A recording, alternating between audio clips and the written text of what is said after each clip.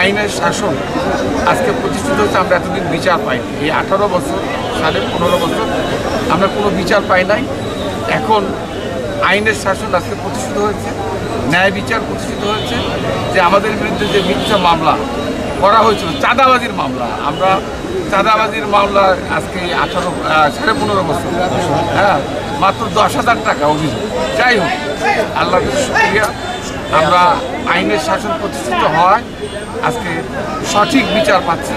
এই জন্য আল্লাহকে শুকরিয়া। আমরা আশা করি যে এটা আগামী দিনে এটা যেন অব্যাহত থাকে এবং এই জন্য ছাত্র জনতার যে আন্দোলন, এই আন্দোলনেরই ফসল হচ্ছে আজকের এই আমরা যে জাস্টিস পাচ্ছি। আমরা যে অন্যায়ভাবে আজকে 18 বছর 15.5 বছর যে কষ্ট করেছি, আজকে আপনারা দেখছেন যে আমরা অসুস্থ হয়ে গেছি। এই কোর্টে আস্তে আস্তে আমরা আজকে অসুস্থ হয়ে গেছি। একটা মামলা না, প্রায় 144টা মামলা আমার বিরুদ্ধে, আমাদের নেতাকর্মী যারা আছে সকলের বিরুদ্ধে শতাধিক মামলা। শুধু নাটোরই নয়, ঢাকা, নাটোর, রাজশাহী, নওগাঁ, বাংলাদেশের প্রায় প্রতিটা জেলায় জেলায় আমাদের বিরুদ্ধে মামলা।